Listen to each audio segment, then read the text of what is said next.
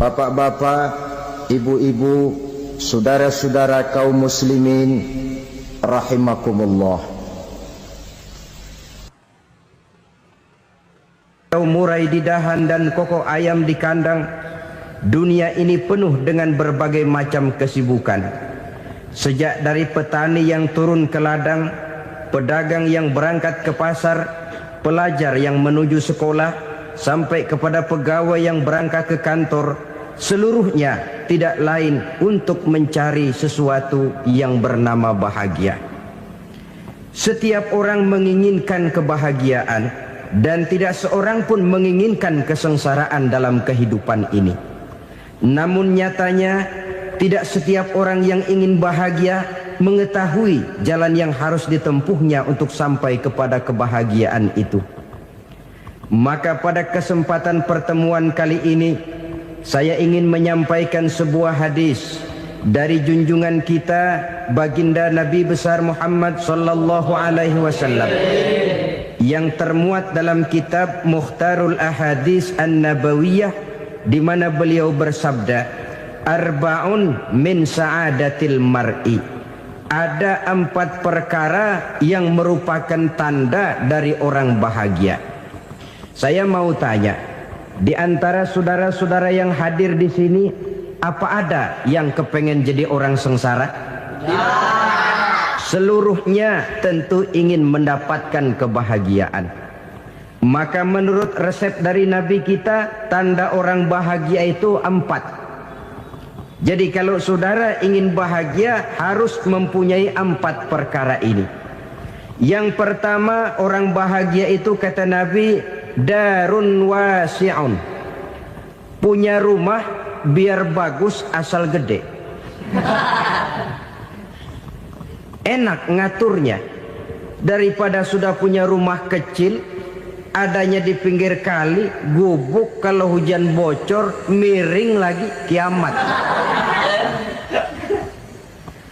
Loh, kalau gitu Islam materialis dong. Hadis ini boleh diartikan dengan makna hakiki, arti yang sebenarnya, boleh diartikan dengan makna majazi, arti kiasan. Kalau dia diartikan dengan arti kias, maka yang dimaksud darun wasi'un ay qalbun wasi'un.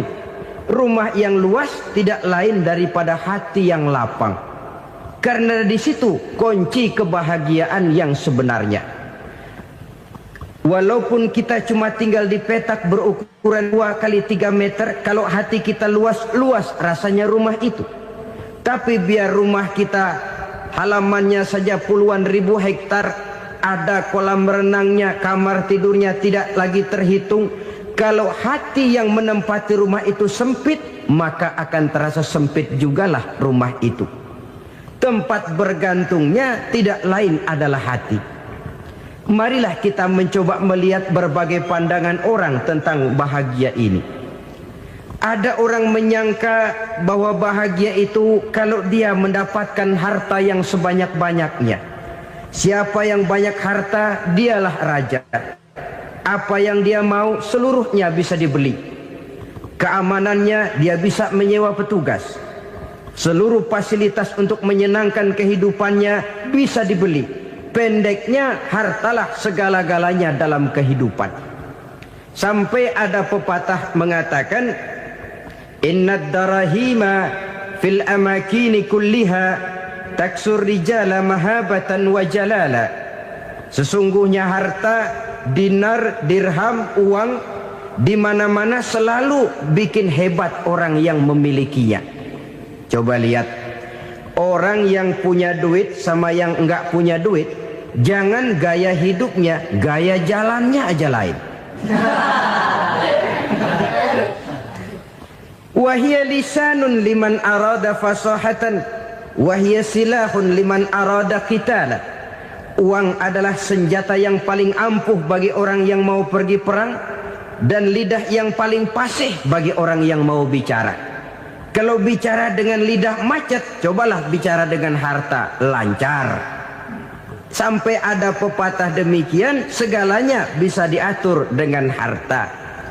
Maka di kalangan orang yang berpandangan semacam itu, seluruh kegiatan hidupnya hanya terfokus kepada bagaimana mengumpulkan harta yang sebanyak-banyaknya.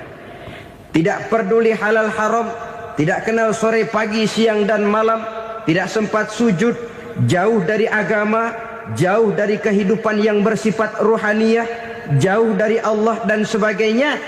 Sampai dalam Al-Quran dikelompokkan dalam kelompok yang dinamakan lumazah.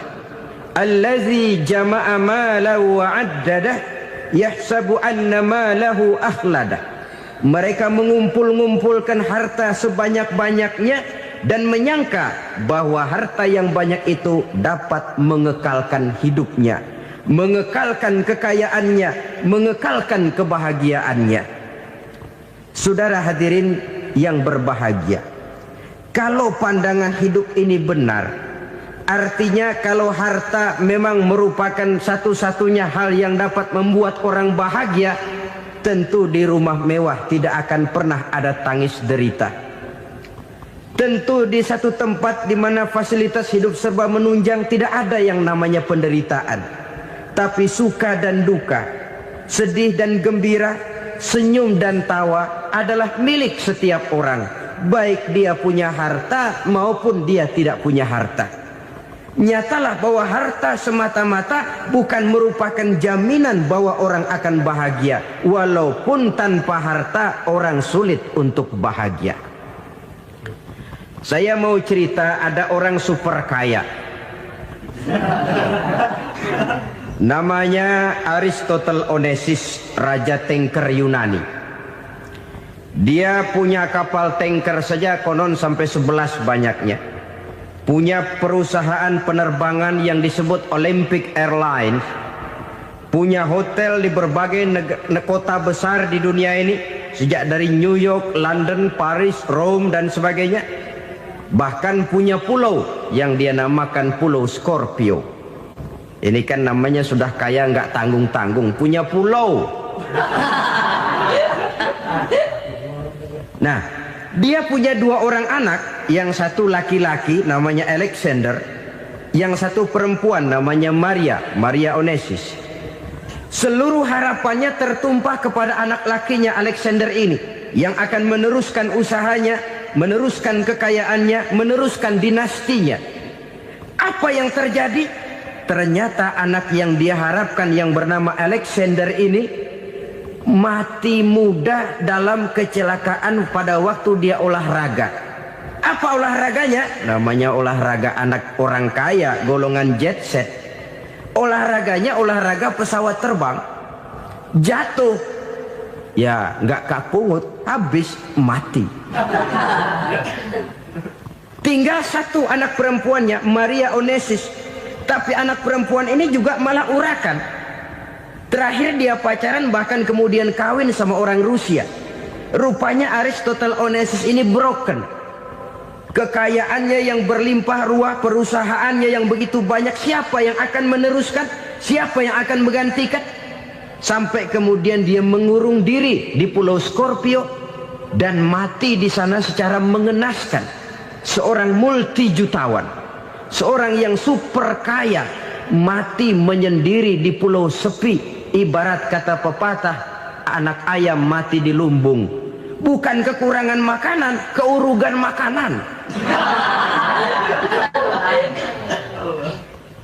Begitu kehidupan Aristotle Onesimus. Dan banyak orang-orang yang sudah demikian kaya sampai dibingungkan oleh kekayaannya sendiri. Telusurilah kehidupan David Rockefeller misalnya, Henry Ford misalnya, Adnan Khashoggi misalnya. Multi jutawan yang kadang-kadang dibuat keder oleh kekayaannya sendiri. Pantas ketika Imam Ali ditawarkan orang, "Ya Ali, kalau kepadamu disuruh pilih ilmu atau harta, kau pilih mana?" Ya jelas pilih ilmu dong. Kenapa? Pertama, ilmu kalau kita berikan kepada orang lain tambah. Tapi harta kalau kita berikan kepada orang lain kurang. Saudara punya uang 10.000, dibagi orang 5.000, jelas uang saudara berkurang. Tapi saudara punya ilmu diberikan kepada orang lain bisa, saudara pun makin mantap. Tidak lantas jadi bodoh karena ngajarin orang. Saudara bisa Fatihah lalu mengajarkan orang Fatihah. Orang bisa, saudara pun makin hafal. Tidak lantas setelah diajarin orang ilmunya hilang. Begitu datang dia minta orang, tolong ajarin saya Fatihah, udah habis, nggak ada.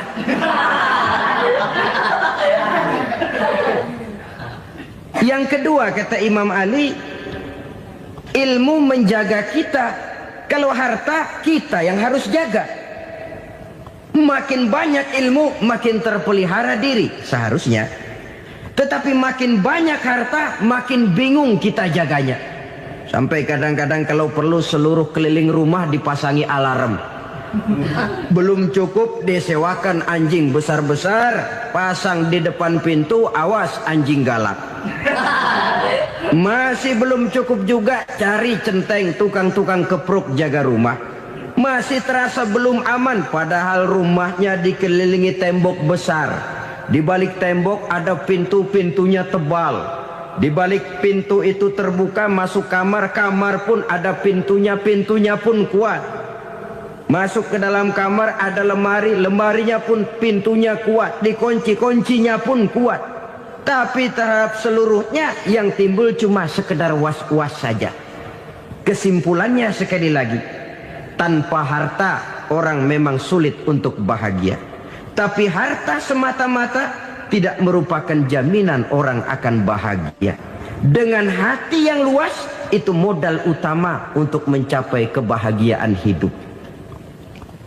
Orang yang hatinya luas, saudara-saudara, punya hati yang lapang, melihat kenyataan hidup ini, dia bersyukur senantiasa kepada Allah.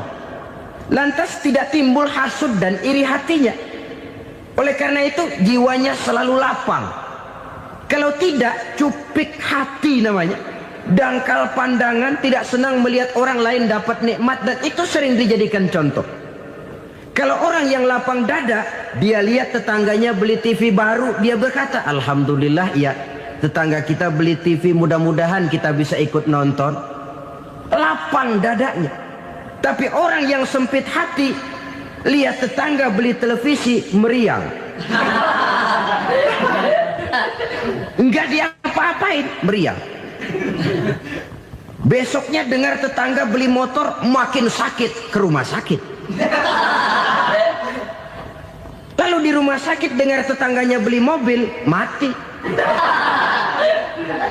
Disiksa oleh perasaannya sendiri. Orang kalau hati sudah sempit dalam hidup, kemanapun dia pergi, sempit rasanya medan kehidupannya.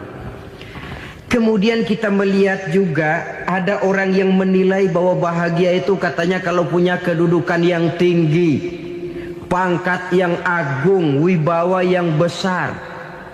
Mungkin betul, tapi mungkin juga tidak. Bergantung kepada hati orang yang punya pangkat itu. Sama dengan harta tadi. Harta akan membawa bahagia kalau dia jatuh ke tangan orang yang berhati lapang. Tapi harta akan jadi bencana kalau jatuh ke tangan hati orang yang sempit. Pangkat akan membawa bahaya kalau jatuh di tangan hati orang yang sempit. Lebih dari itu, kenyataan mengajarkan kepada kita bahwa ternyata pangkat dan jabatan tidak selamanya memberikan kebahagiaan dalam kehidupan. Bahkan resikonya kelewat besar.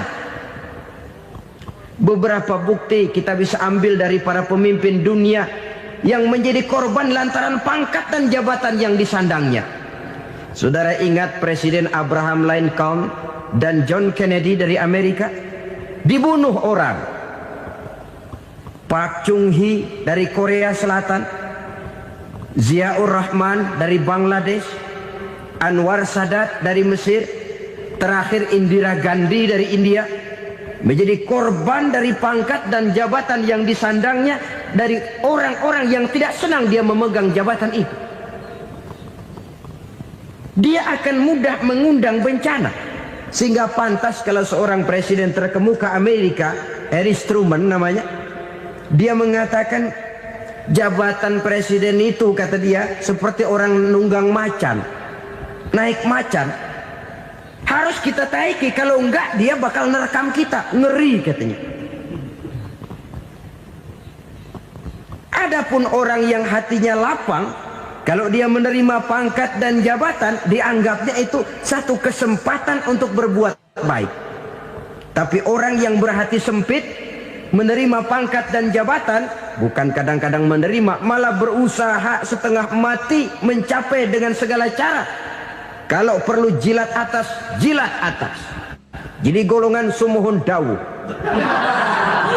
Jadi kelompok kulon nuwun, yes sir, yang kerjanya cuma oke bos. Kalau perlu jilat atas, jilat atas. Kalau perlu injak yang bawah, injak yang bawah. Perlu sikut kiri kanan, sikut kiri kanan. Yang penting pangkat dapat, jabatan dapat. Orang yang semacam ini, kalau sudah mempunyai pangkat dan jabatan, biasanya dia tidak menganggap itu sebagai amanah, tidak menganggap sebagai kesempatan berbuat baik, tapi malah kesempatan untuk memperturutkan hawa nafsunya yang dilatar belakangi oleh kesempitan hatinya tadi. Apalagi kalau orang memperoleh pangkat karena banyak mengeluarkan uang. Seakan-akan pangkat dan jabatan itu sekarang macam proyek, pakai tender. Siapa yang berani bayar segini naik, nggak berani minggir. Padahal logikanya, kalau orang mencapai satu jabatan karena banyak mengeluarkan uang, hampir bisa dipastikan bahwa setelah jabatan itu dia pegang, langkah pertama yang akan dilakukannya ialah berusaha bagaimana uang yang dia keluarkan supaya kembali. Ya paling kurang pulang modal dulu dong. Soal mikirin rakyat soal nanti, tapi ini modal harus pulang. Itu celakanya kalau orang memperoleh pangkat dan jabatan cuma karena banyak mengeluarkan uang. Jarang orang yang mempunyai keyakinan dan pandangan bahwa pangkat dan jabatan merupakan amanah. Jadi sekali lagi, pangkat dan jabatan mungkin saja membawa kebahagiaan kalau jatuh ke tangan orang yang berhati lapang. Tapi bisa jadi bencana kalau dia jatuh ke tangan orang yang mempunyai hati yang sempit. Dan lagi-lagi stresnya hati yang lapang. Lalu sebagian orang, saudara, ada yang berpandangan katanya bahagia itu kalau jadi orang terkenal, mempunyai popularitas, menjadi idola di kalangan remaja, di kalangan orang tua, di segala lapisan masyarakat. Padahal makin populer orang, makin terikat dia. Ya kalau macam kita ini kan nggak punya nama, nggak populer, tengah malam buta mau nongkrong di warung Tegal aman. Tapi pangkat, jabatan, kedudukan, popularitas menyebabkan kita diikat dengan berbagai macam peraturan. Cuma mandi sama ke WC saja yang nggak dikawal.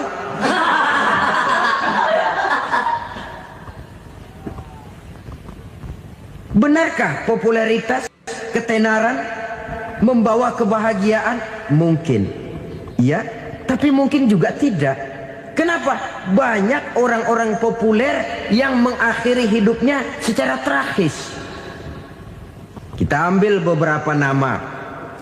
Di Amerika tahun 60-an ada bintang seksi paling terkenal yang dijuluki sex bomb.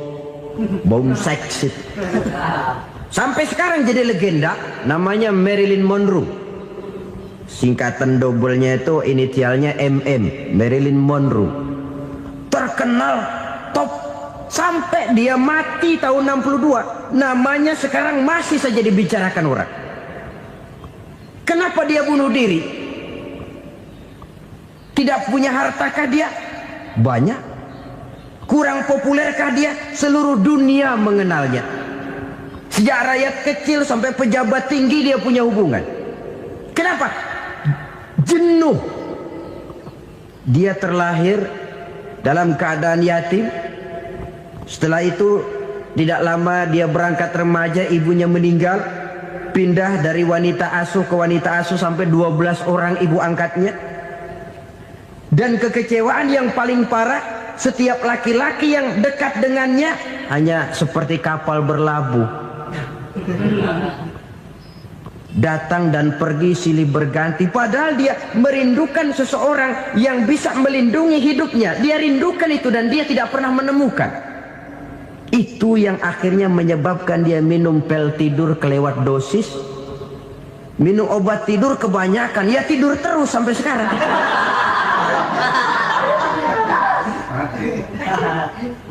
Dia mengakui, saya telah memiliki ketenaran, tapi saya tidak pernah hidup dalam ketenaran itu. Saya pandai main sandiwara, tapi saya ingin hidup dalam alam yang real sebagaimana umumnya orang. Itu yang dia rindukan. Menyusul jejak yang namanya Marilyn Monroe ini, Billie Holiday, saudara kenal tentu, di rumah sakit dirawat. Dia juga minum obat overdosis, mati lagi.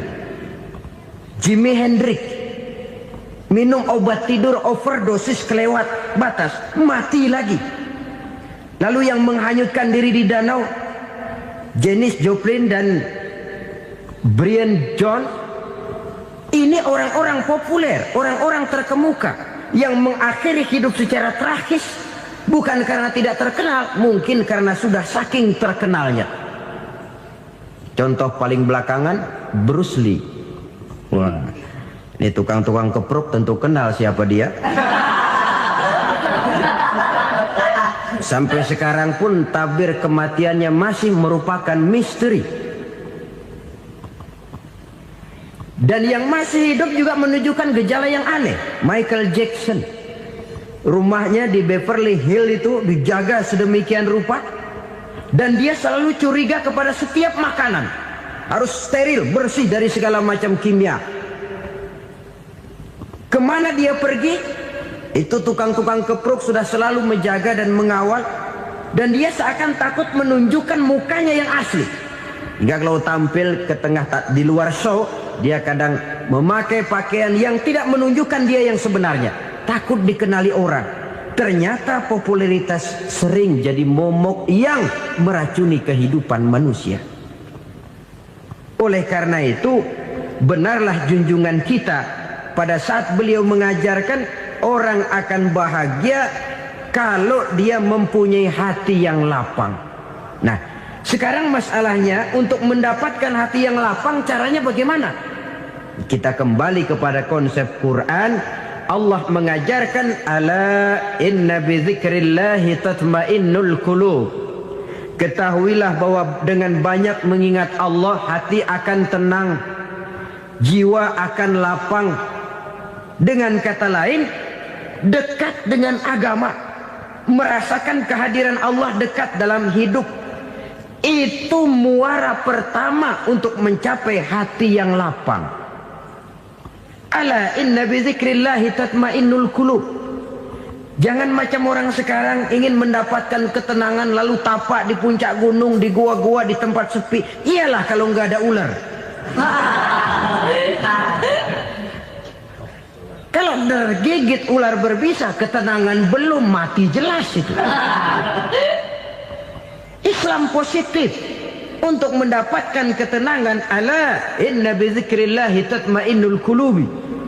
Bahwa ketahuilah bahwa dengan banyak mengingat Allah, hati akan tenang, jiwa akan lapang, nuansa pikiran akan luas. Karena yang namanya bahagia ada dimanapun manusia berada. Di kampung ada bahagia, di kota ada bahagia, di ngarai, di lembah, di gunung, di hutan, di lautan, di angkasa luar, dimanapun bahagia itu ada kalau kita bermodalkan hati yang lapang ini. Dan hati akan lapang kalau kita dekat dengan agama. Dekat dengan harta buat sementara hati mungkin tenang, tapi ketenangan yang relatif dan temporer. Apalagi orang tiap kali tambah harta, tiap kali tambah rencana. Itu wajar. Mungkin sebelumnya saudara berpikir, kalau punya duit 5.000 enak nih. Begitu punya duit 5.000, aduh sayang kalau 10.000 aja. Tiap kali tambah harta, tiap kali lain rencana. Makin banyak rencana, makin menjauhkan kita dari yang namanya ketenangan. Padahal ketenangan merupakan unsur utama untuk mencapai bahagia. Dan ketenangan itu bermuara dalam hati manusia. Tengoklah kehidupan ini. Orang yang banyak harta dengan orang miskin, berbedakah rasa sakit yang mereka tanggungkan? Rasanya tidak. Walaupun si kaya tidur di kasur empuk berselimutkan sutra mahal, sementara si miskin meringkuk di balai bambu yang keras dan kasar. Apabila maut datang, dia juga tidak pernah pilih bulu. Maut datang menjemput si kaya di singgasana keemasannya, dikelilingi oleh para pengasuh, dayang dan inang serta para pengawal. Dan maut pun datang menjemput si miskin papa, sehingga ia tergelepar di tepian jalan. Kedua-duanya bernama mati. Kalau nyata bahwa sakit yang ditanggung si kaya tidak beda dengan sakit yang ditanggung si miskin, bukan harta semata yang membuat orang bahagia. Hati yang tenang, jiwa yang lapang penuh kedamaian, karena banyak berzikir dan mengingat Allah, itu merupakan modal utama untuk mencapai sesuatu yang bernama bahagia.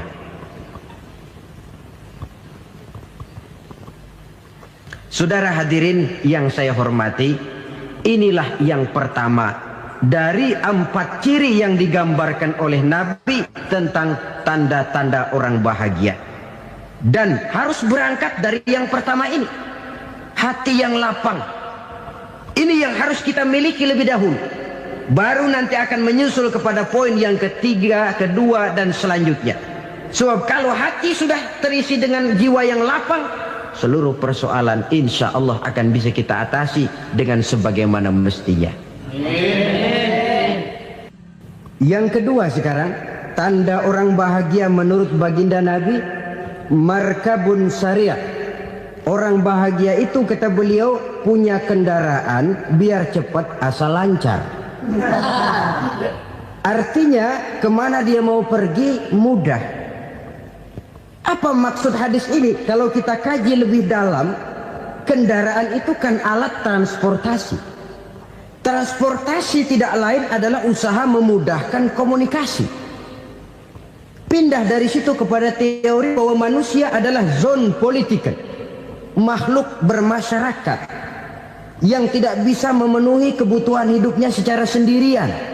Kita memerlukan keberadaan orang lain dalam kehidupan ini. Untuk memakai baju saja kita sudah perlukan petani yang tanam kapas, pabrik yang memintal kapas jadi benang, pabrik yang menenun benang jadi kain, sampai kepada mesin jahit, sampai kepada tukang jahit. Itu cuma untuk memakai pakaian saja. Tidak seorang pun di antara kita yang sanggup memenuhi kebutuhan hidupnya secara sendiri. Kita perlu orang lain.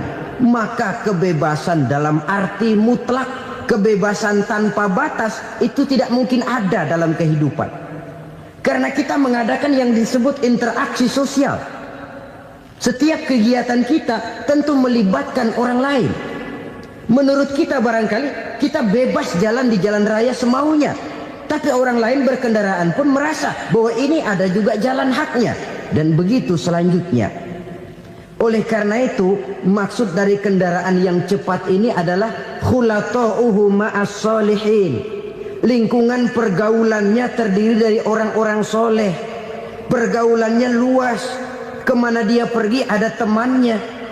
Kesulitannya ada tempat dia cerita. Dan kesulitan kalau sudah diceritakan kepada orang lain, taruh kata orang itu tidak bisa menolong, namun menceritakannya kepada orang yang kita percayai, kan paling kurang sudah mengurangi beban jiwa, mengurangi tanggungan batin, merasa masih ada tempat kita cerita. Maka lebih baik orang awam yang mau bergaul ketimbang orang setengah alim tapi ngunci pintu. Sebab nantinya akan timbul sikap picik, cupik pandangan, dan tidak luas menghadapi kenyataan dalam kehidupan ini. Namun yang harus kita garis bawahi, pergaulan memang mesti luas. Namun jangan sekali-kali lupa bahwa pergaulan sangat besar pengaruhnya dalam ikut membentuk kepribadian manusia.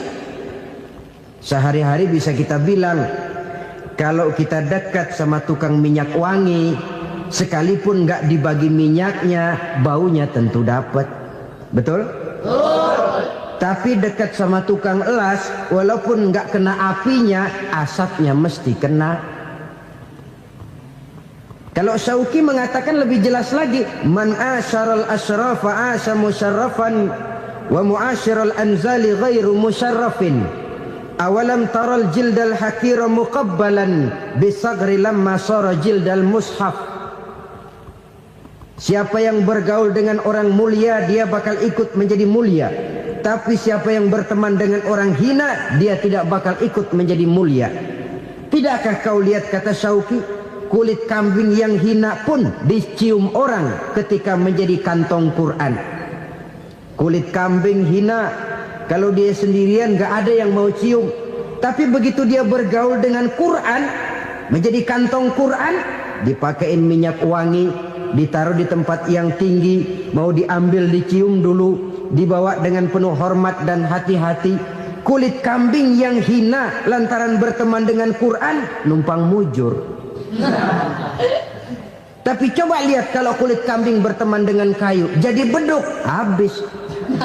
Zohor dikemplang, asar dipukul. Itu pun sedikit saja, cuma salah milih teman.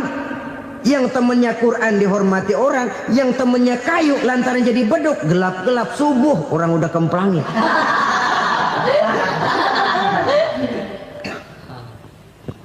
Maka terutama kepada adik-adik remaja yang masih mencari identitas diri, yang ibarat kaset masih kaset kosong, mudah diisi oleh apapun, pandai-pandailah memilih teman dalam bergaul. Karena banyak orang yang tadinya baik-baik, ketika terseret dalam pergaulan dengan orang yang tidak baik, kebaikannya menjadi lentur dan luntur. Tapi berapa banyak bajingan-bajingan tengik, orang-orang yang berlumur noda dan dosa, tiap hari melakukan maksiat, namun bergaul dengan orang yang baik-baik, pada akhirnya sedikit demi sedikit beringsut dan berangsur dia terbiasa mengikuti kebaikan-kebaikan. Saya tekankan ini kepada remaja karena mereka masih mencari identitas diri. Apa yang mereka lihat mereka mau, apa yang mereka dengar mereka ingin tahu. Coba lihat kehidupan remaja. Pulang nonton film Rambo, pengen jadi Rambo, gagah, maunya belekai melulu. Pulang nonton film Superman, pengen bisa terbang. Pulang nonton India, nyanyi melulu. Wajar, mereka masih mencari identitas diri. Saya ini sebenarnya siapa? Lingkungan, pergaulan akan membentuk itu. Karena itu pandai-pandailah bergaul, karena ia sangat besar pengaruhnya dalam ikut membentuk kepribadian manusia. Apalagi sifat yang jelek lebih cepat menularnya ketimbang sifat yang baik. Sifat yang baik, watak yang soleh itu lambat sekali untuk menular. Tapi yang tidak baik, kan prosesnya mah kalau remaja biasanya mula-mula dengar. Karena dengar lalu pengen tahu. Karena pengen tahu lalu ngeliatin. Begitu ngeliatin kan pengen nyobain. Setelah nyobain ketagihan. Nah, ini prosesnya. Yang namanya ganja, morfin, narkotik, awalnya kan begitu. Mula-mula dengar, katanya kalau sudah fly to the sky, sudah melayang ke langit, katanya disitulah puncak kebahagiaan. Mulanya cuma dengar. Karena dengar pengen tahu. Karena pengen tahu lalu ngeliat, kumpul sama orang yang suka ngeganja. Setelah ngeliat, lah pengen ngerasain. Begitu ngerasain enak juga, ketagihan. Kalau sudah ketagihan jadi penyakit kronis, bisa merembet kepada yang lain. Iya, kalau orang tuanya mampu untuk beli morfin, beli ganja. Kalau tidak kan pikirannya ngayap, jemuran siapa ya gue sabet. Timbullah perbuatan-perbuatan negatif yang bermula dari salah pergaulan. Apalagi buat adik-adik remaja yang tinggal di kota-kota besar, yang pengaruh budaya, pengaruh kesenian, pengaruh struktur kehidupan yang nampak makin individualistis, di mana persaingan tajam, tensi ekonomi tinggi, orang mudah mengalami stres. Pandai-pandailah dalam bergaul, sekali lagi, karena ia sangat besar pengaruhnya dalam ikut membentuk kepribadian manusia. Orang bahagia punya kendaraan yang cepat, artinya punya pergaulan yang luas, dan lingkungan pergaulannya terdiri dari orang-orang yang soleh. Kemana dia pergi ada teman, kesulitannya ada tempat dia cerita. Tapi kalau sudah menyendiri, hidup sendiri, kesulitan dipikiri sendiri, bisa mati belum waktunya.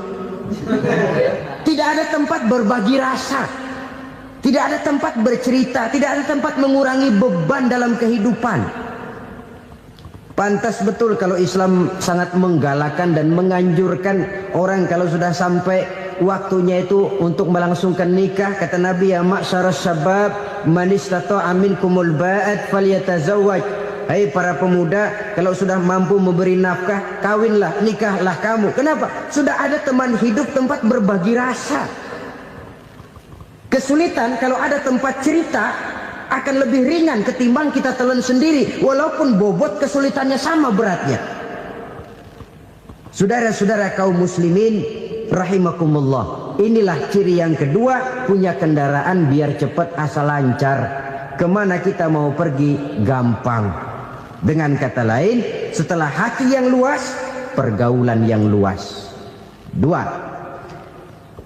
Yang ketiga sekarang, tanda orang bahagia itu menurut Nabi, misbahun mudhi'un, punya lampu yang terang.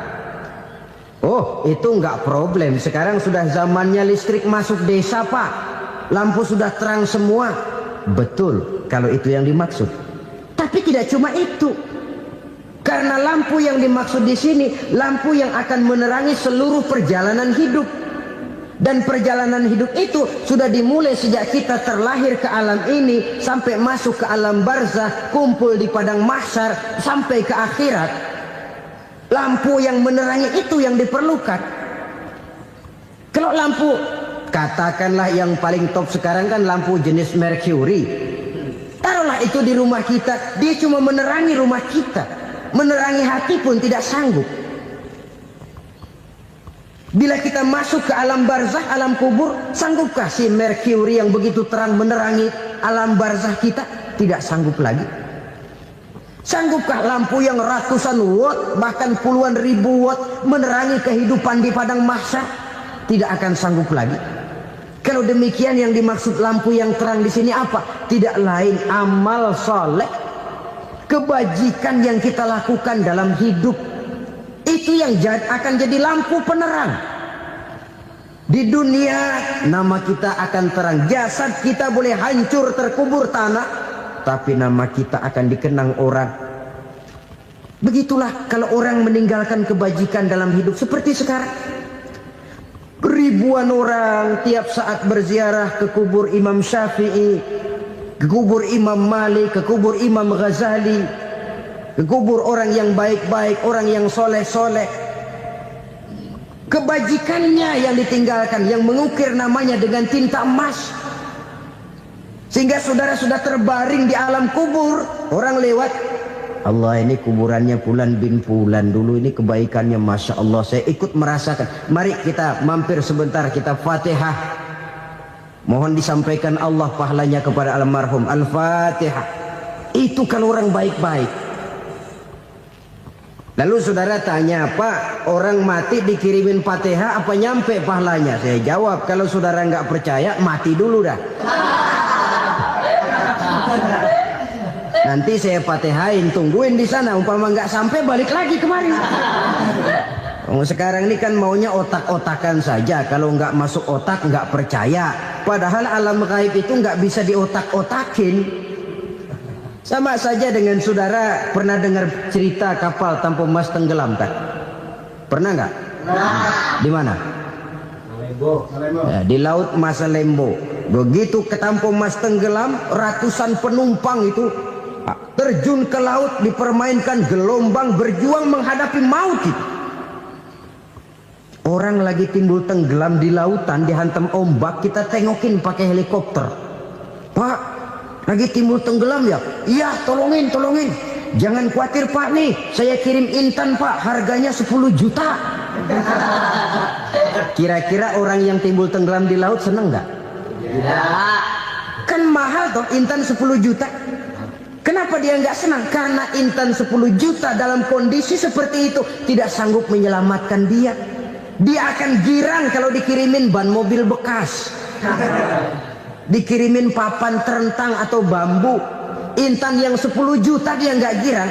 Ban mobil bekas yang 1000 perak, tuh pegang, itu yang dia girang betul.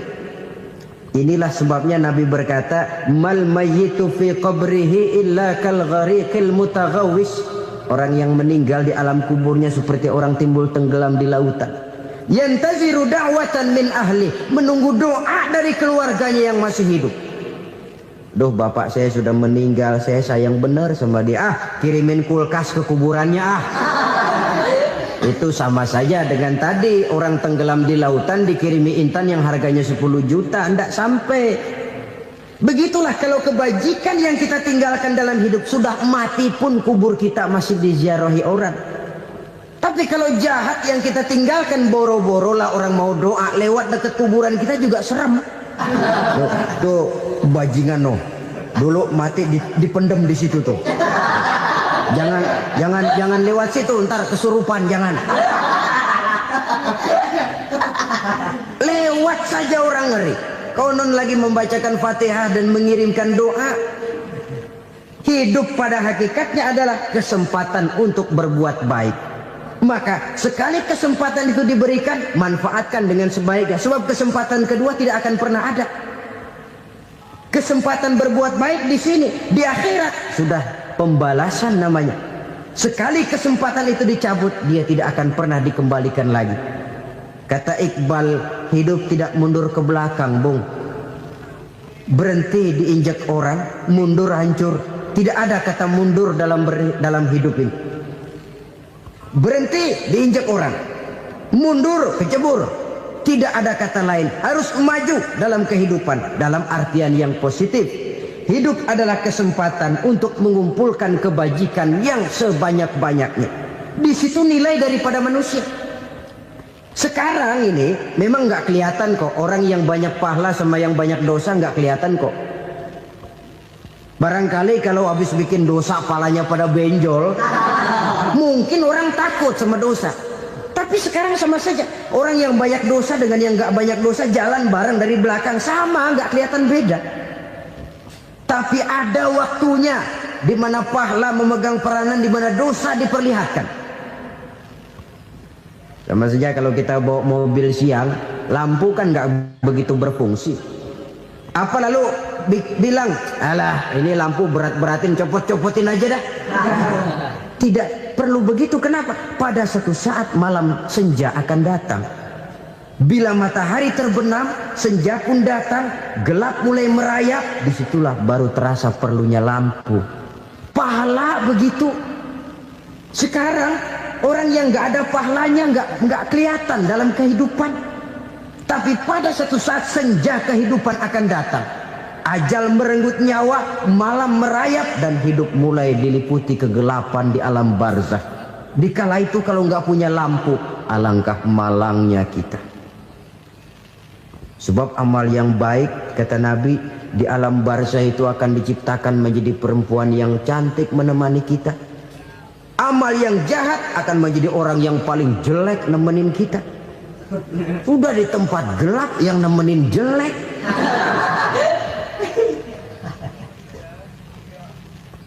Kaum muslimin rahimakumullah. Kalau demikian masalahnya, tergantunglah kita pandai memanfaatkan waktu. Al-waktu kasayf. Waktu itu cepat sekali. Yang namanya waktu itu tahu-tahu. Tahu-tahu. Udah tahun 87. Tahu-tahu. Udah begitu. Tahu-tahu. Yang kemarin anak-anak, sekarang udah pada punya anak. Tahu-tahu saja itu. Begitu cepat waktu berlalu. Kalau tidaklah pandai kita memanfaatkannya, akan rugi kita. Nabi bersabda, "Man kana yaumuhu khairun min amsihi fahuwa rabih." Barang siapa yang hari ini lebih baik daripada hari kemarin, itu orang untung. Hari ini lebih baik daripada kemarin. Bulan ini lebih baik dari bulan kemarin. Tahun ini lebih baik dari tahun kemarin. Itu orang yang beruntung. Tahun kemarin sembahyangnya maghrib doang, sekarang udah tambah isya. Tahun kemarin cuman Idul Fitri aja ngancem bener, sekarang udah tambah Jumat, lalu tambah lagi maghrib, tambah lagi isya, dan selanjutnya. Hari ini lebih baik daripada kemarin, itu orang yang beruntung. Wa man kana yaumuhu mislu amsihi